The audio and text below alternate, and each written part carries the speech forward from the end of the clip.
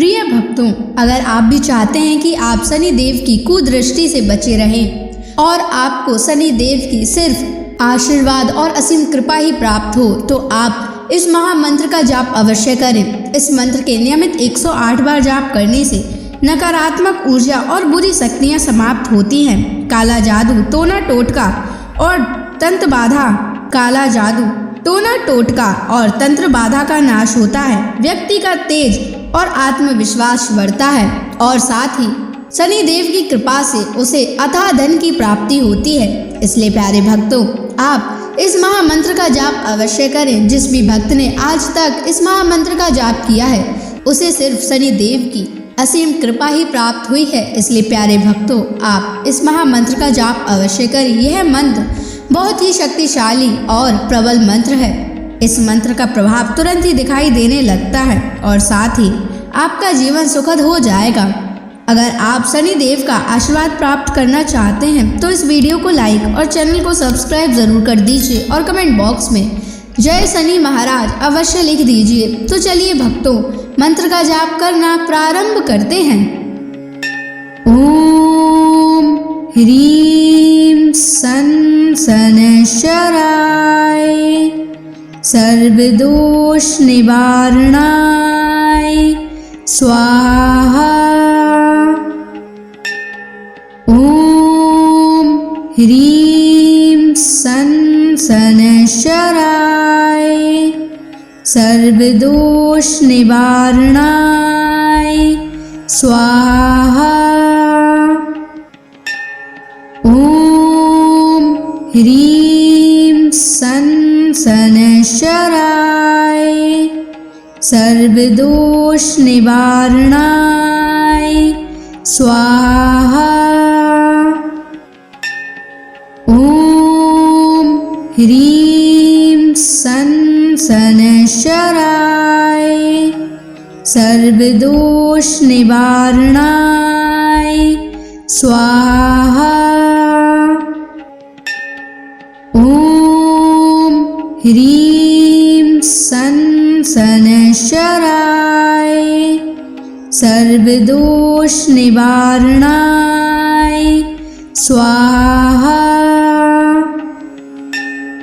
ओम ह्रीं सन शनैश्चराय सर्वदोष निवारणाय स्वाहा। ओम ह्रीं सन शनैश्चराय सर्वदोष निवारणाय स्वाहा। ओम ह्रीं सन शनैश्चराय सर्वदोष निवारणाय स्वाहा। ओम ह्रीं सन शनैश्चराय सर्वदोष निवारणाय स्वाहा।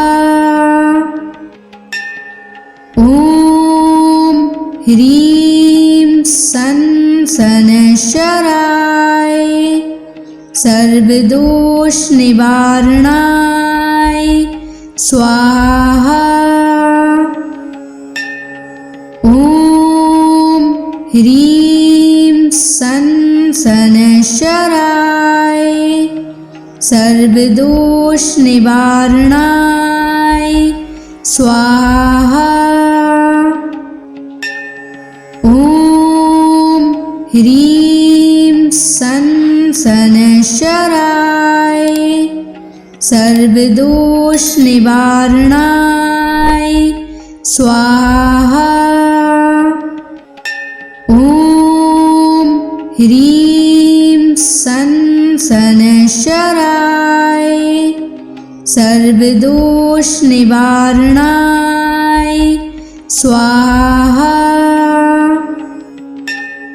ओम ह्रीं सन शनैश्चराय सर्वदोष निवारणाय स्वाहा। ॐ ह्रीं सन् शनैश्चराय सर्वदोषनिवारणाय स्वाहा। ॐ ह्रीं सन् शनैश्चराय सर्वदोषनिवारणाय स्वाहा। ॐ ह्रीं सन् शनैश्चराय सर्वदोषनिवारणाय स्वाहा। ॐ ह्रीं सन् शनैश्चराय सर्वदोषनिवारणाय स्वाहा। ॐ ह्रीं सन् शनैश्चराय सर्वदोषनिवारणाय स्वाहा। ॐ ह्रीं सन् शनैश्चराय सर्वदोषनिवारणाय स्वाहा। ॐ ह्रीं सन् शनैश्चराय सर्वदोषनिवारणाय स्वाहा।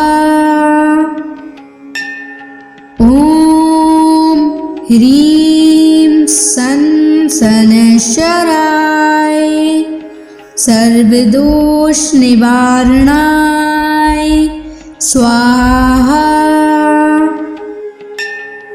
ॐ ह्रीं सन् शनैश्चराय सर्वदोषनिवारणाय स्वाहा।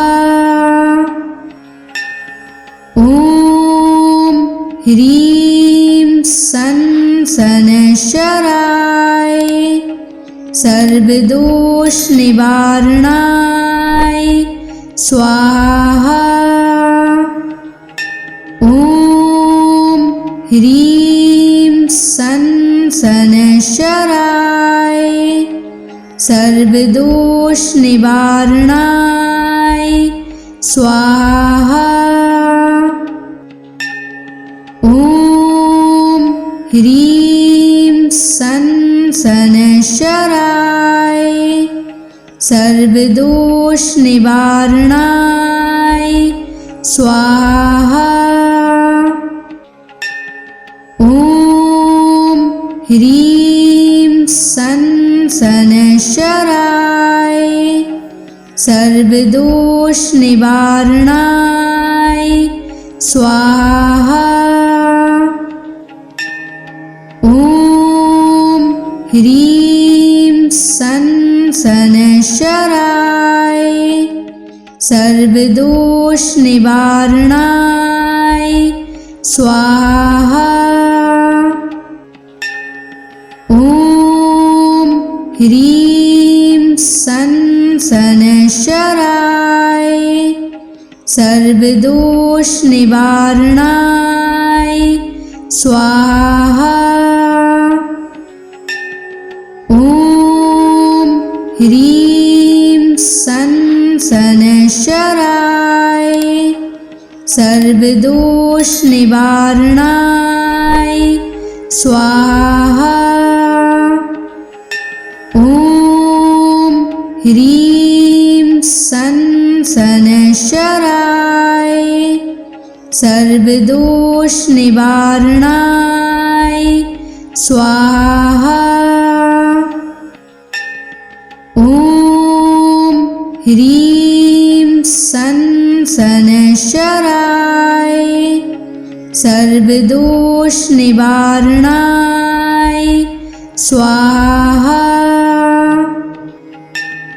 ॐ ह्रीं सन् सनशराय सर्वदोष निवारणाय स्वाहा।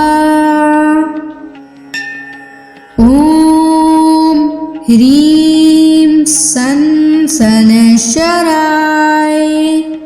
सर्वदोष निवारणाय स्वाहा।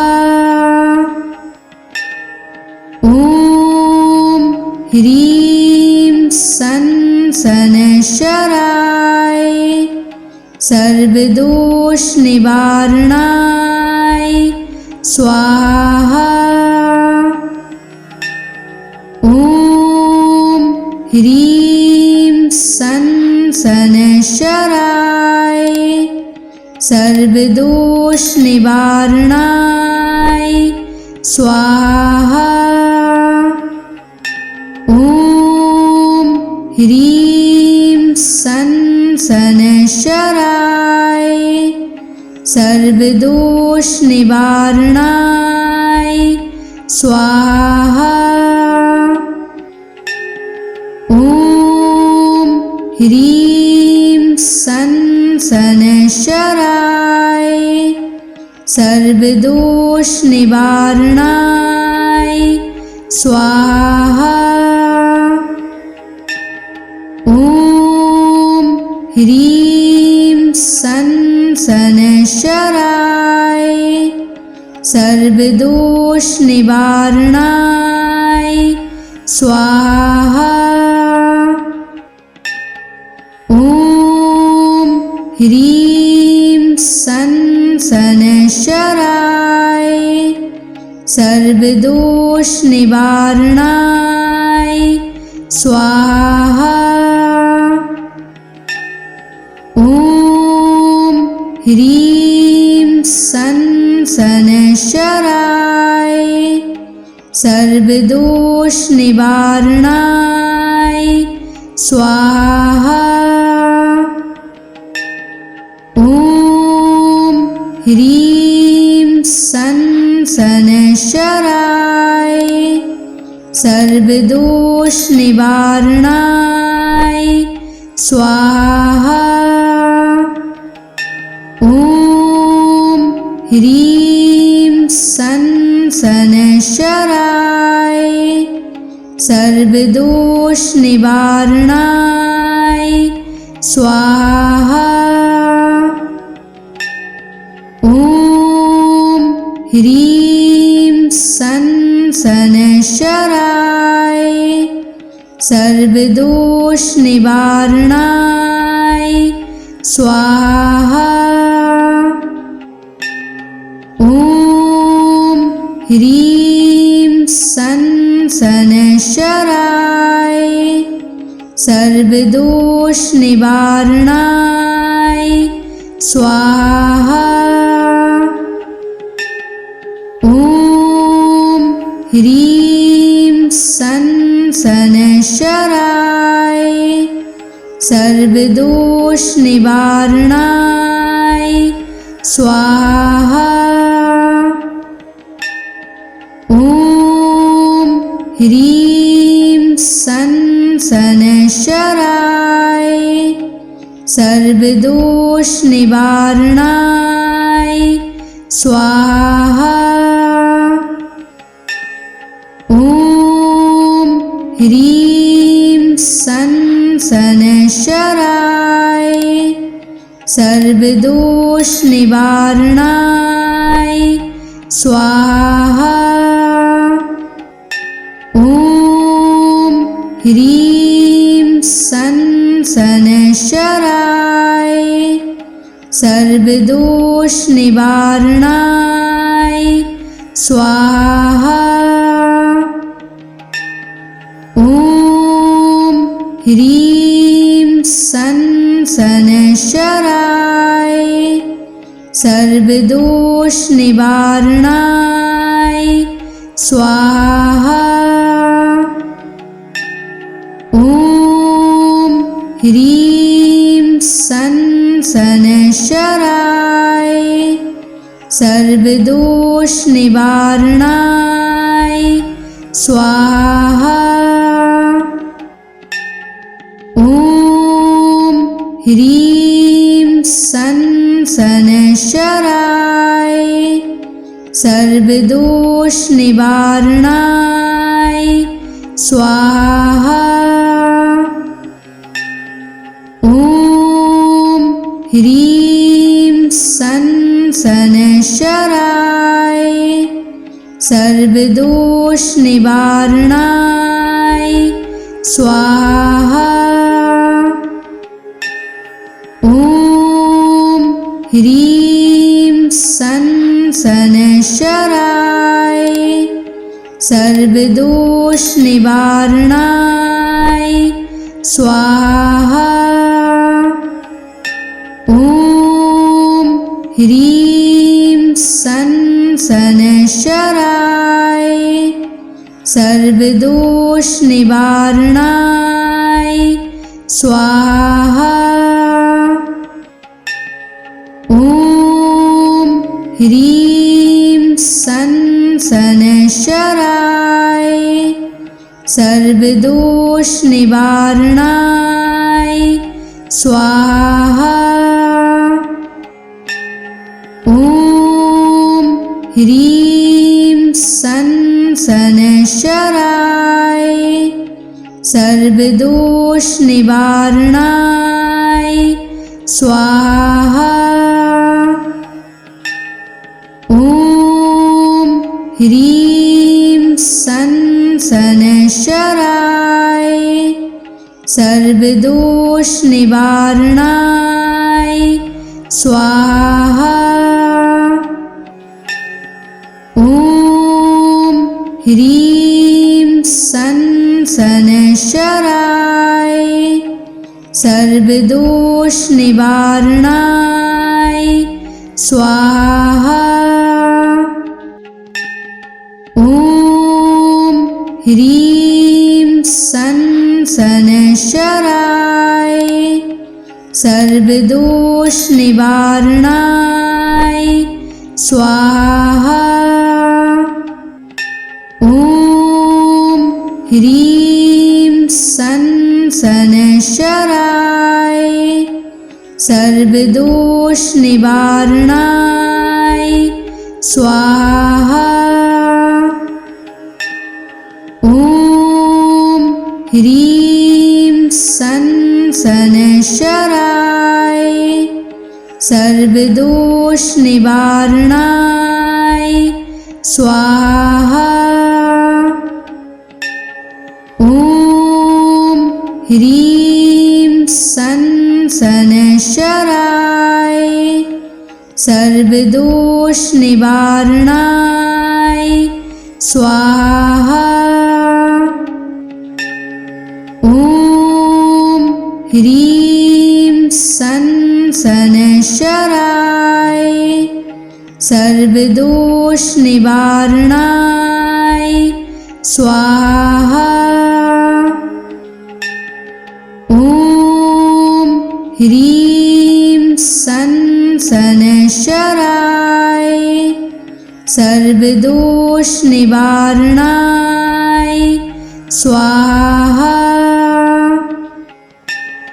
ॐ ह्रीं सन शनैश्चराय सर्वदोष निवारणाय स्वाहा। ॐ ह्रीं सन शनैश्चराय सर्वदोष निवारणाय स्वाहा। ॐ ह्रीं सन शनैश्चराय सर्वदोष निवारणाय स्वाहा। ॐ ह्रीं सन शनैश्चराय सर्वदोष निवारणाय स्वाहा। ॐ ह्रीं सन शनैश्चराय सर्वदोष निवारणाय स्वाहा। ॐ ह्रीं सन् शनैश्चराय सर्वदोषनिवारणाय स्वाहा। ॐ ह्रीं सन् शनैश्चराय सर्वदोषनिवारणाय स्वाहा। ॐ ह्रीं सन् शनैश्चराय सर्वदोषनिवारणाय स्वाहा। ॐ ह्रीं सन् शनैश्चराय सर्वदोषनिवारणाय स्वाहा। ॐ ह्रीं सन् शनैश्चराय सर्वदोषनिवारणाय स्वाहा। ॐ ह्रीं सन् शनैश्चराय सर्वदोषनिवारणाय स्वाहा। ॐ ह्रीं सन् शनैश्चराय सर्वदोषनिवारणाय स्वाहा।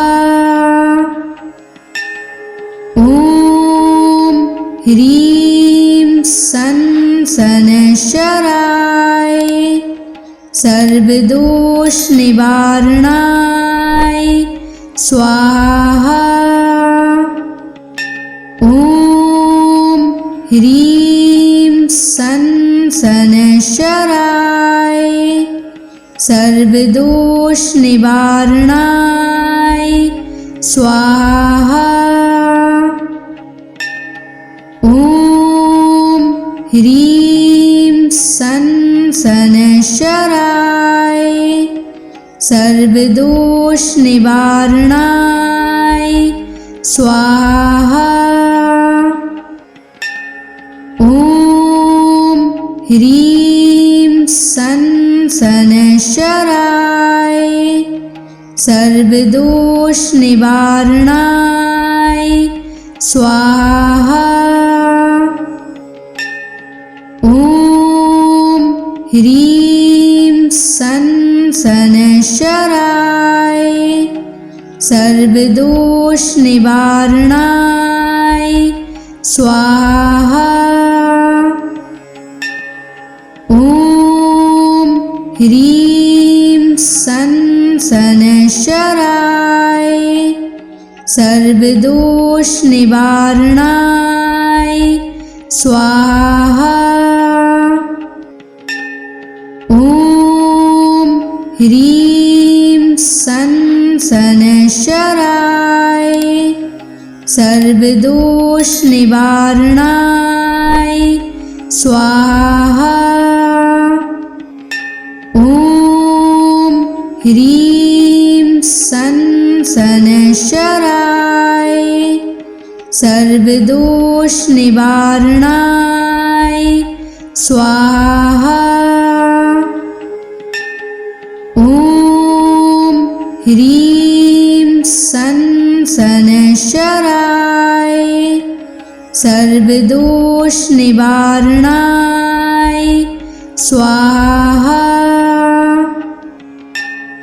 ॐ ह्रीं सन् शनैश्चराय सर्वदोषनिवारणाय स्वाहा। ॐ ह्रीं सन् शनैश्चराय सर्वदोषनिवारणाय स्वाहा। ॐ ह्रीं सन् शनैश्चराय सर्वदोष निवारणाय स्वाहा। ॐ ह्रीं सं शनैश्चराय सर्वदोष निवारणाय स्वाहा। ॐ ह्रीं सं शनैश्चराय सर्वदोष निवारणाय स्वाहा। ॐ ह्रीं सं शनैश्चराय सर्वदोष निवारणाय स्वाहा। ॐ ह्रीं सं शनैश्चराय सर्वदोष निवारणाय स्वाहा। ॐ ह्रीं सं शनैश्चराय सर्वदोष निवारणाय स्वाहा। ॐ ह्रीं सं शनैश्चराय सर्वदोष निवारणाय स्वाहा।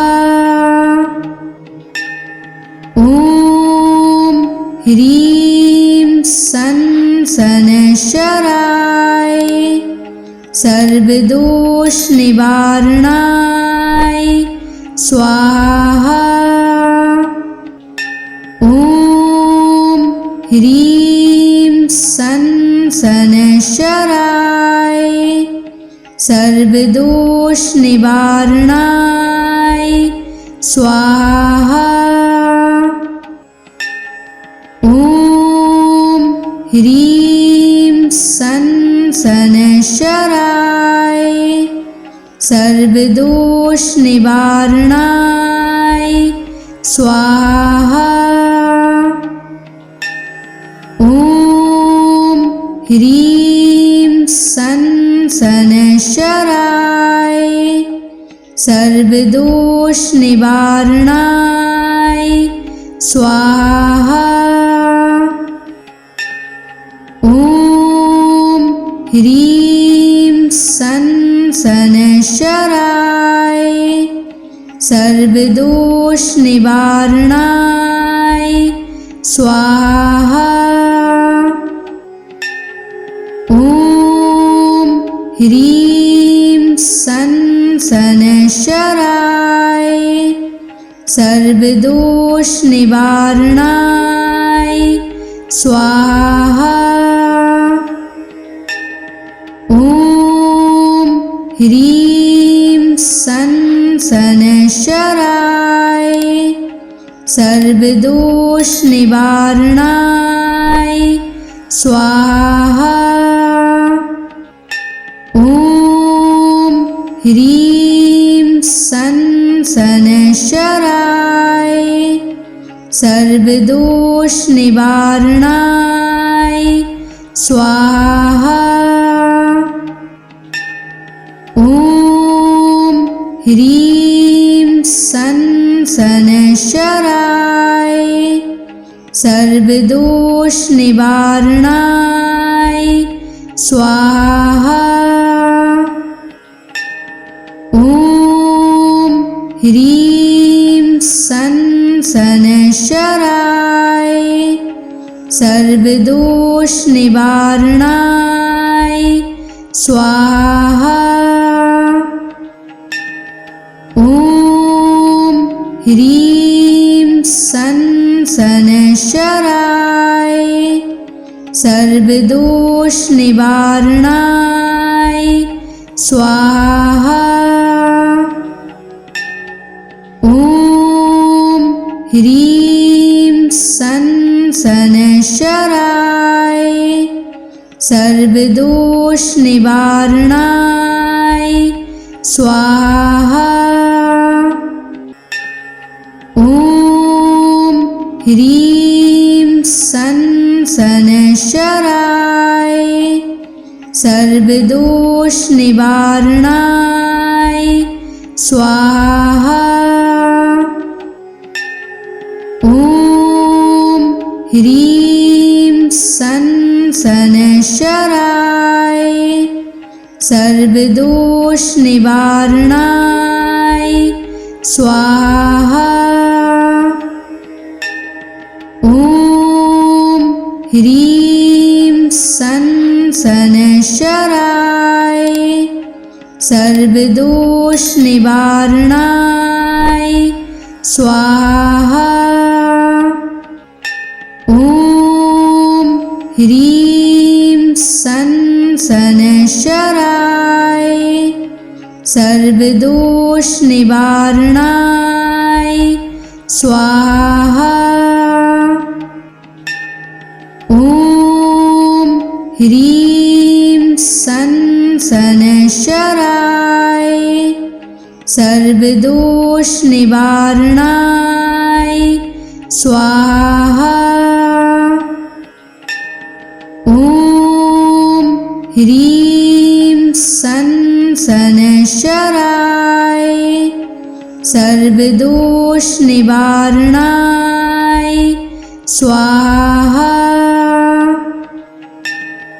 ॐ ह्रीं सन शनैश्चराय सर्वदोष निवारणाय स्वाहा। ॐ ह्रीं सन शनैश्चराय सर्वदोष निवारणाय स्वाहा। ॐ ह्रीं सन शनैश्चराय सर्वदोष निवारणाय स्वाहा।